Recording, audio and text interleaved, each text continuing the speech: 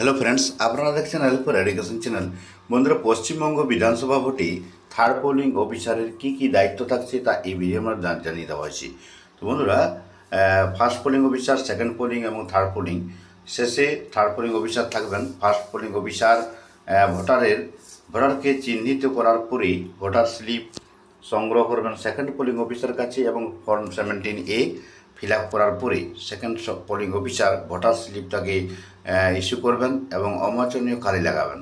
এরপরে third polling অফিসারের যে কাজটা, সেটা হলো মেন কাজ হচ্ছে ব্যালট ইস্যু করা, মানে কন্ট্রোল ইউনিট থাকছে থার্ড পোলিং অফিসার কাছে।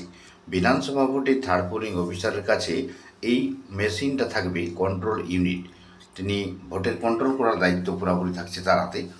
তো এখন দেখাবো যে প্রত্যেকটা দায়িত্ব আপনারা দেখছেন। থার্ড পোলিং অফিসার ভোটের দিন যে যে কাজগুলি করবেন, ভোটের আগের দিন সবাই মিলেমিশে third polling, first polling, second polling এবং প্রিসাইডিং অফিসার সবাই মিলেমিশে টিম ওয়ার্ক করবেন। এবং রাতের বেলা অবশ্যই যে সেকেন্ড পোলিং অফিসারকে ভোটার স্লিপে যে পার্ট নম্বর লেখার জন্য অবশ্যই সাহায্য করবেন থার্ড পোলিং অফিসার, এবং অন্যান্য কাজেও হেল্প করবেন।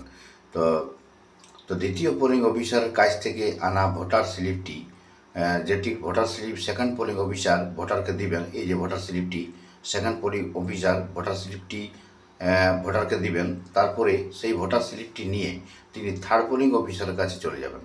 ভোটার স্লিপটি থার্ড পোলিং অফিসার সংগ্রহ করে একটা নির্দিষ্ট ঝুড়িতে রাখবেন। গচ্ছিতভাবে রাখতে হবে প্রত্যেকটি ভোটার স্লিপ, এগুলি সংগ্রহ করতে হবে ভোটারের কাছ থেকে। তারপরে 2 নম্বর হচ্ছে সেকেন্ড পোলিং অফিসার যে অমোচনীয় কালি ভোটারের আঙুলে লাগানো হয়েছে, সেই আঙুলটি তিনি চেক করবেন third polling officer. Ballot issue করার আগে এই কাজগুলি করে রাখতে হবে তাকে।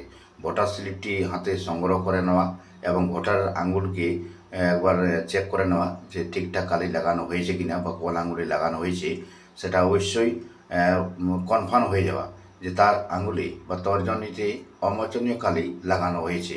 এটা থার্ড পোলিং অফিসার অবশ্যই চেক করে নেবেন। আর তারপরে বাকি যে কাজগুলি তা করবেন, মানে বাকি কাজ বলতে তার যে ব্যালট ইস্যু করার যে মেন দায়িত্ব, সেটা তিনি করবেন।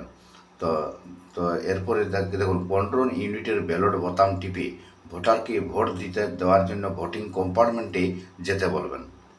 এরপরে দেখুন, ভোটারের যখন ভোট দেওয়া হয়ে যাবে তখন তিনি বুঝতে পারবেন একটি লাইট জ্বলবে, রেড লাইটটি অফ হয়ে যাবে এবং একটা টিক শব্দ শোনা যাবে। সেটা আমরা এখানে দেখিয়ে দিয়েছি, আপনারা একদম লাইভ দেখে নেবেন। আমরা ভিডিও শেষে দেখানো হয়েছে পুরাটা। এবং আরেকটা বড় কাজ হচ্ছে 2 ঘন্টা অন্তর অন্তর টোটাল বোতাম টিপে থার্ড পোলিং অফিসার এই কাজটি করবেন। টোটাল বোতাম টিপে প্রিসাইডিং অফিসারকে জানিয়ে দেবেন যে এত ভোট পড়েছে, এবং সেকেন্ড পোলিং অফিসারও 17A থেকে জানিয়ে দেবেন যে কত ভোট পড়েছে, এবং দুটাই সমান হবে, কন্ট্রোল ইউনিট এবং 17A। তো এখানে দেখতে পাচ্ছেন বন্ধুরা, এটি হলো কন্ট্রোল ইউনিট, এই দায়িত্বটা থাকছে। এনে ব্যালট ইস্যু করবেন। দেখতে পাচ্ছেন ডান দিকে ব্যালট ইস্যু করার জন্য যে বোতামটি, সেটি টিপবেন। এরপরে ভোটার ভোট দিতে চলে গেছেন, দেখুন দেখতে পাচ্ছেন ব্যালট ইউনিটে ভোটার ভোট দিবেন। ভোট দেওয়ার পরে ভিভিপ্যাট থেকে স্লিপটি বার হবে এবং একটি টিক শব্দ আওয়াজ পাবে।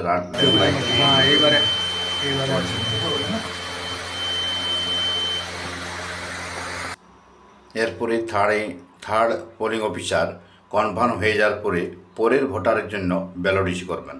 পরের ভোটারের জন্য ব্যালট ইস্যু করার আগে একইভাবে সেকেন্ড পোলিং অফিসারের কাছ থেকে আনা ভোটারের কাছ থেকে ভোটার স্লিপটি সংগ্রহ করবেন এবং নির্দিষ্ট ঝুড়িতে রাখবেন। তারপরে তার অমোচনীয় কালি লাগানো হয়েছে কিনা আঙুলটি চেক করবেন এবং ব্যালট ইস্যু করবেন। এইভাবে চলতে থাকবে। ভিডিওটি লাইক ও শেয়ার করবেন, চ্যানেলটিকে সাবস্ক্রাইব করে রাখবেন। এরকম ভোট সংক্রান্ত যাবতীয় ইনফরমেশন পাওয়ার জন্য অবশ্যই আপনারা চ্যানেলটিকে সাবস্ক্রাইব করে রাখবেন এবং ভিডিওটি শেয়ার করে সবাইকে জানিয়ে দিন। Thank you.